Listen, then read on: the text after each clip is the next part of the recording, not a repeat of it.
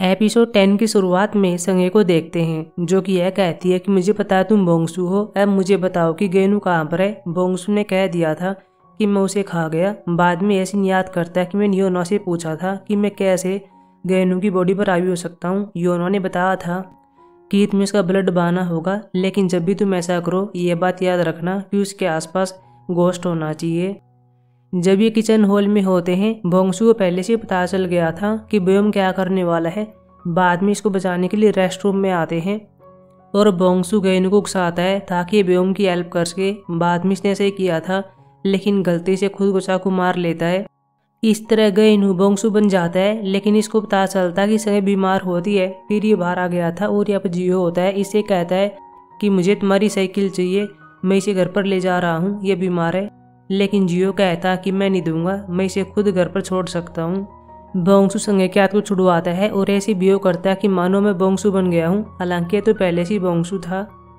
जियो पर चिल्लाता है, लात मारने लगता है। वो साइकिल देने के लिए कह रहा था। संगे भी बाद में जियो से कह देती है कि इसको दे दो। जियो ने फिर ऐसे किया था। इन दोनों को जाते हुए देखता है और अपने आप से कह रहा होता है कि मैं तो कुछ और बन गया हूँ। योनो अपने रूम में होती है और रुमाल को देख रही थी जो पहले सीन ने दिया था। सीन ने साथ में यह भी कहा था कि अगर तुम मुझे शराब देना चाहती हो तो कोई मेरी चीज़ तुम्हारे पास होनी चाहिए। अब योनवा कुछ प्लान करने लगती है। दोरियोंग बाहर होता है, शराब पी रहा था, लेकिन योनवा जल्दी इसको बेहोश कर देती है। बाद में इसके ताबीज़ को लेती है। इसके बाद संगे के रूम में आती है, बैग में कुछ ढूंढ रही होती है, लेकिन तभी बोंगसू आता है और कहता है तुम क्या कर रही हो, तुम किस चीज़ को ढूंढ रही हो। योनवा इसके पास आती है और कहती है कि वो रिंग कहाँ पर है, क्या तुमने उस रिंग को उसके ओनर को लौटा दिया है। लेकिन बोंगसू ने कह दिया था कि वह रिंग तुम्हारी नहीं है, तुम्हारा इस बात से कोई मतलब नहीं है। योनवा कहती है कि तुम्हारे पास रिंग है या फिर नहीं है, लेकिन ये मना कर देता है। हालांकि इसके जाने के बाद बोंगसू रिंग को बाहर ले आता है और कह रहा होता है कि पता नहीं क्या प्लानिंग कर रही है, मैं इसे रिंग को नहीं दूंगा। योनो अपने रूम में आती है, लेकिन पास में आंटी और सीन होती है। आंटी सीन से कहती है कि क्या आप इसको नहीं रोकोगी। यह भी मना करती है और यह कहती है कि मैं इस बार देखना चाहती हूँ कि क्या करने वाली है। सुबह योनवा एक शॉप के अंदर आती है और एक हथौड़ा खरीदती है। महिला पास में इसके रुमाल को देख लेती है और ये कहती है कि यह रुमाल तो वही है जो कि 10 साल पहले तुमने अपनी माँ के लिए खरीदा था। फिर हम यहाँ पर ये सीन देखते भी है कि योनवा रुमाल को खरीदती है और अपनी माँ को देती है। महिला साथ में यह भी कहती है कि इस रुमाल पर ये गोश्त क्यों है, ये किसने बना है। योनवा कहती है कि शायद वह गोश्त से बचने का ट्राई कर रही होगी, इसलिए ऐसा किया है, या फिर यह कोई बटरफ्लाई गोश्त भी हो सकता है क्योंकि रुमाल पर बटरफ्लाई होती है। सीन अपने घर पर होती है, बोंगसू से बात करती है और पूछती है कि योनवा क्या करने वाली है। बोंगसू ने कह दिया था कि उसने क्या किया है, उसने मुझे गेनू की बॉडी पर कब्जा करने के लिए कहा था, मैंने कुछ भी गलत काम नहीं किया। अब वह रिंग को ढूंढ रही है, पता नहीं क्या करने वाली है, क्या आप उसको नहीं रोकोगी। हालांकि सीन को पता चल गया था कि वह रिंग से क्या करने वाली है।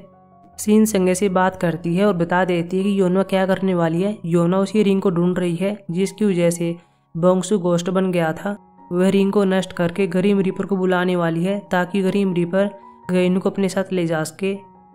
अगर ग्रिम रीपर को गेनू के बारे में पता चल गया तो हम उसको नहीं रोक पाएंगे। संगे अपनी माँ से कहती है कि हम क्या करें। सीन कहती है कि बोंगसू ने कहा कि वो इंसान बनना चाहता है, अभी के लिए उस पर मेहरबान हो जाओ, उस पर दया करो, क्योंकि अगर तुम्हें गेनू को प्रोटेक्ट करना है तो इसके लिए तुम्हें बोंगसू को प्रोटेक्ट करना होगा। वैसे भी हम समन हैं और समन का काम यही होता है कि हम सभी सोल्स को कंसोल देते हैं। अब संगे अपने रूम में आती है। बोंगसू यहाँ पर होता है और इसे पूछता है कि तुम्हारी माँ ने क्या कहा। संगे ने कह दिया था कि उसने तुम पर दया करने के लिए कहा है, अब मैं तुम पर मेहरबान हो जाऊंगी। बोंगसू कहता है तुम मुझ पर कैसे मेहरबान होने वाली हो। संगे कहती है कि मैं तुम्हें अकेलापन फील नहीं होने दूंगी, क्योंकि जब भी किसी को अकेलापन फील होता है तो वह गोश्त में चेंज हो सकता है। रात को बोंगसू को देखते हैं जो सोया हुआ था। संगे पास में होती है और इसको देखती है और ये कहती है कि गेनू कि मैं सब कुछ पहले जैसा नॉर्मल कर दूंगी, तुम सिर्फ वेट करो। गेनू एक फॉरेस्ट में होता है और एक बच्चे की आवाज़ को सुनता है। सुबह बोंगसू स्कूल में आता है, संगे के हाथ को पकड़ लेता है। सभी बच्चे इनको देख रहे थे। संगे से कहती है तुम्हें क्या कर रहे हो। बोंगसू ने कह दिया था तुमने कहा था कि तुम मुझ पर मेहरबान हो जाओगी। अब ये क्लास में होते हैं, इसी गालों खींच रहा होता है। संगे रुकने के लिए कहती है, लेकिन बोंगसू फिर से कहता है कि तुमने कहा था कि तुम मुझ पर मेहरबान हो जाओगी। आगे और भी सीन होते हैं। हायरी दोनों को साथ में देखती है और पूछती है क्या तुम डेट कर रहे हो। तभी जियो आता है, इन दोनों को देखता है और कह रहा होता है कि दोनों साथ में मत रहो, नहीं तो ऐसा लगेगा कि तुम बोंगसू हो।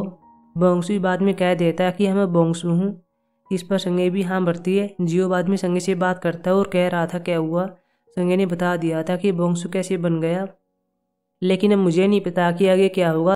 लेकिन इसमें 100 दिन लगे या फिर 200 दिन लगे, मैं बोंगसू की सोल के लिए प्रे करूँगी ताकि उसे कंसोल दे सकूँ। जियो बोंगसू के पास आता है, इसको पकड़ता है और कह रहा होता है कि जल्दी से गेनू की बॉडी से बाहर आ जाओ। लेकिन बोंगसू कहता है कि मैं ऐसा नहीं कर सकता, अगर मैं कर भी सकता तो मैं ऐसा नहीं करूँगा, क्योंकि मैं संगे को लाइक करने लगा हूँ। पहले मैं संगे को प्रोटेक्ट करना चाहता था, लेकिन ऐसा नहीं कर पाया, क्योंकि जब भी उसे क्लोज जाता उसी टाइम गेनू बन जाता। लेकिन अब मैं बोंगसू हूँ, अब मैं उसे ठीक तरह से प्रोटेक्ट कर सकता हूँ। अगले सीन में गेनू को देखते हैं जो अपने घर पर जा रहा था, लेकिन पास में जूशियोंग होता है, साथ में इसके दोस्त होते हैं। जूशियोंग इसको देखता है और कह रहा होता है कि क्या तुम संगे को मेरी ओर से थैंक यू कह सकते हो, क्योंकि उसने मुझे मेरे डॉग के बारे में बताया था। लेकिन बोंगसू चिल्लाता है और कह रहा होता है कि अपने आप कह देना, मैं बहुत दुखी हूँ। तभी पास में अपने क्लासमेट को देखते हैं। क्लासमेट अपने दोस्त बेम को देखता है जिसको बुली किया जा रहा था और चिल्लाता है। बेम को यहाँ पर बच्चे मार रहे होते हैं, लेकिन तभी यहाँ पर चारों पांचों इनके पास आते हैं। बोंगसू इनसे फाइट करना चाहता है, लेकिन जूशियोंग और इसके दोस्त रोक लेते हैं और कहते हैं कि हम इनको देख लेंगे।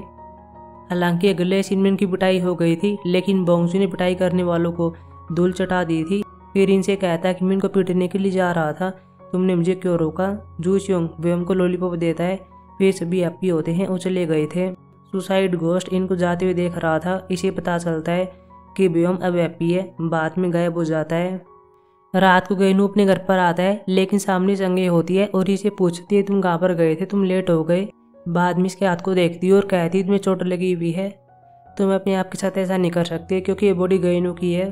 बोंगसू इसके साथ फ्लर्ट करता है और कहता है तुम प्रीटी हो, लेकिन जब तुम गुस्सा करती हो तो और भी प्रीटी हो जाती हो।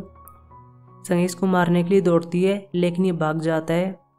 सुबह संगे को जाग आती है, लेकिन यह देखती है कि यहाँ पर बोंगसू नहीं होता। बोंगसू को देखते भी है जो कि अब ट्रेनिंग कर रहा होता है। फिर क्लास में आता है, संगे से कह रहा होता है कि मैं थक गया हूँ, मुझे यहाँ पर बैठने दो।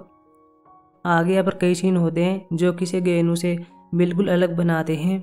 लड़कियाँ पास में होती हैं और ये कहती हैं कि गेनू चेंज हो गया है, अब ये अट्रैक्टिव है, चलो हम इससे बात करते हैं। बाद में इसके पास आती हैं और कहती हैं कि यह तुम हमारे साथ कराओके में चलोगे। यह भी हाँ भर देता है। संगे पास में होती है और ये सब देखती है। अपने आप से ये कहती है कि गेनू चला गया है और सभी बोंगसू को लाइक करने लगे हैं। रात को संगे अपने घर पर होती है, दोरियोंग से बात करती है और ये कहती है कि फेस सेम है, बॉडी सेम है, वे अलग कैसे हो सकते हैं। मुझे गेनू की याद आ रही है, क्या पता वो इस दुनिया से गायब हो गया हो। लेकिन दोरियोंग कहता है कि ऐसा नहीं हो सकता, तुम्हें पता है कि अब गेनू घोस्ट बन गया है और घोस्ट से मिलने का एक टाइम होता है जिसे आर ऑफ दी ऑक्स कहा जाता है, क्या तुम इसके बारे में भूल गई। रात को संगे बोंगसू को देख रही होती है और जब घोस्ट का टाइम हो जाता है तब गेनू कॉल करती है। गेनू को देखते हैं जो फॉरेस्ट में होता है और बच्चे को देख रहा था जो कि रो रहा होता है। लेकिन तभी हमारी एक आवाज़ होती है, बच्चा गन को लेता है और कह रहा होता है कि अब कौन है, जल्दी से बाहर आ जाओ। लेकिन तभी एक लड़का बाहर आता है और कहता है कि मैं हूँ। लड़का इसको कर लेता है। गेनू सुनता है कि संगे मुझे कॉल कर रही है, फिर इसके पास आते ही चेक कर लेता है और बता देता है कि मैं कहाँ पर था, मैं एक फॉरेस्ट में था और वहाँ पर क्या हुआ। संगे कहती है कि उन दो बच्चों में से एक बोंगसू हो सकता है, तुम्हें उनसे दोस्ती कर लेनी चाहिए ताकि तुम पता लगा उसको कि बोंगसू के साथ क्या हुआ था, वह घोस्ट कैसे बन गया। ऐसा करने पर हम उसकी सोलो कंसोल दे सकते हैं और उसको यहाँ से बेच सकते हैं। गेनू कहता है कि ठीक है मैं ऐसे ही करूँगा। बाद में चला गया था, फॉरेस्ट में आता है, बच्चों से बात करता है, लेकिन बच्चे इसको देखते हैं, गोली चलाने लगते हैं। गेनू अपने आप से कह रहा होता है कि इनसे दोस्ती करना आसान नहीं होगा। बाद में ऐसे भाग जाता है। योन भी कुछ कर रही होती है और इसे पता चल गया था कि रिंग बोंगसू के पास है, मैं उसे कैसे ले सकती हूँ। बाद में दोरियोंग से बात करती है। दोरियोंग चिल्ला रहा होता है और कहता है कि तुमने मेरे ताबीज़ क्यों चुराई, तुम कहाँ पर हो, तुम एक विच हो, तुमने संगे के साथ क्या कर दिया है। वह तो घोस्ट के टाइम के बारे में भूल गई है। लेकिन योनवा कहती है कि तुमने उसे बता दिया। सुबह गेनू ट्रेनिंग कर रहा होता है, लेकिन इसके पास टीचर जूशियो आता है और कह रहा होता है कि अब तुम नेशनल टीम में शामिल हो गई हो। अगले सीन में सभी सेलिब्रेट कर रहे थे। पास में संगे होती है, इन सबको देखती है, बाद में जाने लगती है। लेकिन बोंगसू इसके पास आता है और कह रहा होता है कि मैं नेशनल टीम में आ गया हूँ, तुम मेरी एक विश पूरी करो। संगे कहती है कि ठीक है, वह क्या है। ये इसके क्लोज आता है और कहता है मुझे किस करो। संगे चिल्लाती है और कहती है कि तुम पागल हो गए हो, ऐसा नहीं हो सकता। लेकिन बोंगसू चिल्लाता है और कहता है कि ये मेरी पहली किस है, और मैं इसके साथ करना चाहता हूँ।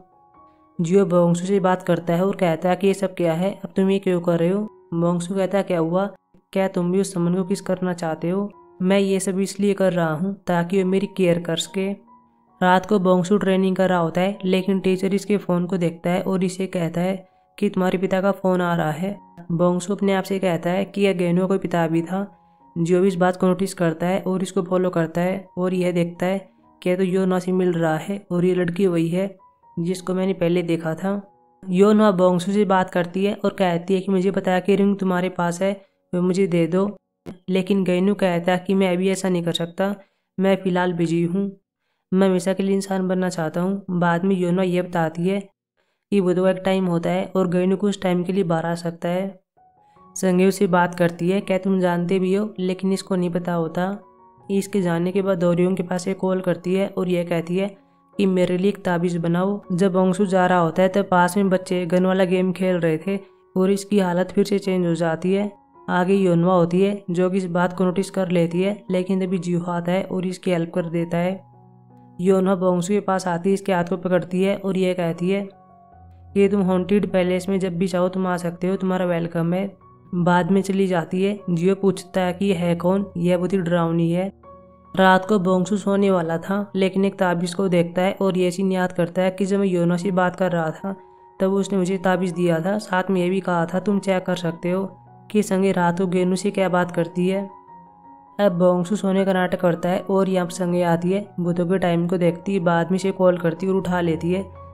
इसे लग रहा था कि गेनू है, लेकिन ये बोंगसू होता है क्योंकि इसके हाथ में ताबीज़ होता है। संगे इसको हक करती है और यह कहती है मैंने तुम्हें मिस किया, क्या तुमने सोल्जर से बात की, क्या तुम्हें पता चला कि बच्चे कौन है।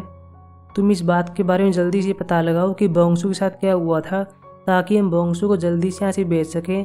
लेकिन यह कुछ रिएक्ट नहीं कर रहा था और बाद में कह देता है कि मैं बोंगसू हूँ। क्लास में शांति का माहौल होता है, दोनों में से कोई बात नहीं कर रहा था, लेकिन जब संगे जाने लगती है ये इसके हाथ को पकड़ता है और कहीं पर ले जा रहा होता है। जियो साथ में आता है। बोंगसू एक जगह पर आ गया था और कह रहा होता है कि मैं जिस नाम को ढूंढ रहा था वह मुझे मिल गया है। फिर यहाँ पर एक चीज़ को दिखाता है और कहता है कि उसका नाम यूनबो है। हम दोनों सोल्जर थे, लेकिन जब उसकी डेथ हो रही थी उसने मुझे एक रिंग लाने के लिए कहा था जो कि उसकी माँ ने उसे दी थी, लेकिन ऐसा नहीं हो उसका रिंग लाने से पहले मेरी डेथ हो गई और मैं रिग्रेट में चला गया और इसी वजह से मैं घोस्ट बन गया। फिर रिंग को गाड़ देता है और कहता है कि मुझे कोई रिग्रेट नहीं है, मैंने अपने रिग्रेट पर काबू पा लिया है, अब मैं गेनू हूँ। संगे के हाथ को पकड़ता है और कहता है चलो घर पर चलते हैं। संगे अपने हाथ को छुड़वाना चाहती है, जियो भी चिल्लाता है और कह रहा होता है कि इसे हर्ट हो रहा है। गेनू भी इनको देखता है और कहता है कि मैं भी हर्ट हो रहा हूँ।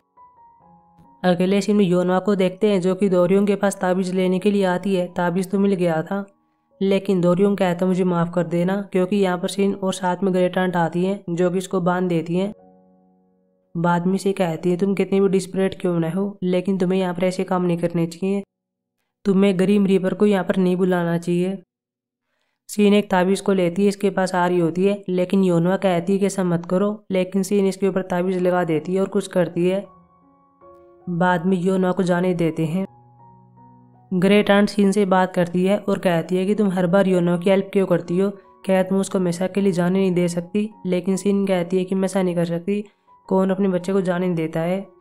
योनवा एक जगह पर अकेली बैठी हुई थी, अपने आप से यह कहती है कि उसने फिर से मुझे पावरलेस कर दिया, मैं क्या करूं, मैं अपने बच्चे को देखना चाहती हूं। तभी सामने उसी महिला को देखती है जो अपनी डॉल के साथ होती है। अब हॉन्टेड पैलेस में होती ताबीज़ को देख रही होती है, लेकिन तभी जियो आता है और कह रहा होता है तुम ऐसा क्यों कर रही हो, क्या गेनू हमेशा के लिए चला जाएगा, वह तो अपने लिए फाइट भी नहीं कर पाया, अगर कोई रास्ता है तो मुझे बताओ। इसने कह दिया था कि उसके पास एक रिंग है, वह रिंग मेरे पास ले आओ।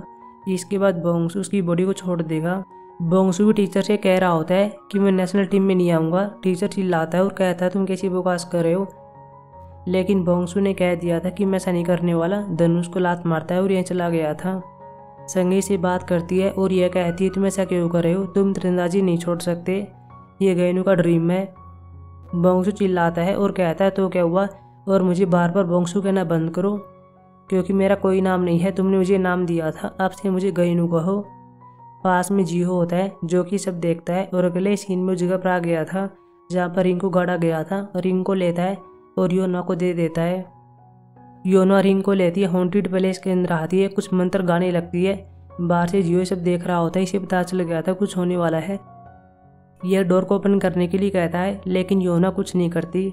बोंगसू गेनू घर पर आ गया था, तोड़फोड़ कर रहा होता है। पास में संगे होती है जो इसे रोकने का ट्राई करती है, लेकिन तभी संगे के पास जियो कॉल करता है और कहता है कि मैंने गड़बड़ कर दी है। अगले सीन में बोंगसू को बांध दिया जाता है। सीन बताती है कि जल्दी यहाँ पर ग्रीम रीपर आने वाला है, मैं यहाँ पर इसे प्रोटेक्ट करूंगी और तुम उस जगह पर जाओ जहाँ पर इनको गाड़ा गया था और वहाँ पर रिचुअल करो। इस प्रकार हम ग्रीम रीपर को लुभा सकते हैं, उसको नहीं पता चलना चाहिए कि बोंगसू कहाँ पर है। संगे ने बाद में ऐसे किया था, इस जगह पर आती है और रिचुअल करने लगती है। हालांकि योनहा अपना काम कंटिन्यू कर रही होती है। ग्रीम रीपर यहाँ पर आता है, बोंगसू को देखता है। बोंगसू सीन से कहता है कि वो आ गया है, लेकिन सीन कहती है कि इसको मत देखो, अब इसकी आंखों पर पट्टी बांध देती है। सीन बार बार चैंटिंग कर रही होती है। ग्रीम रीपर गायब हो जाता है और संगे पास आता है। बोंगसू को अंदर बंद कर दिया जाता है और ये बाहर आते हैं, लेकिन बोंगसू अपने आप से कह रहा होता है कि मैं पेन में क्यों हूँ। फिर अपने हाथ को छुड़वा लेता है और एक बुक को देखने लगता है और कह रहा होता है कि मुझे नहीं मरना चाहिए, जिसको मरना चाहिए वो योनवा है। फिर एक मंत्र को देखता है और चैंटिंग करने लगता है। योनवा इसकी चैंटिंग को सुनती है और कहती है कि ऐसा नहीं हो सकता, मैं मर नहीं सकती, मुझे अपने बच्चे को देखना है। संगे भी यह देखती है कि ग्रीम रीपर गायब हो गया है, कुछ तो गड़बड़ है।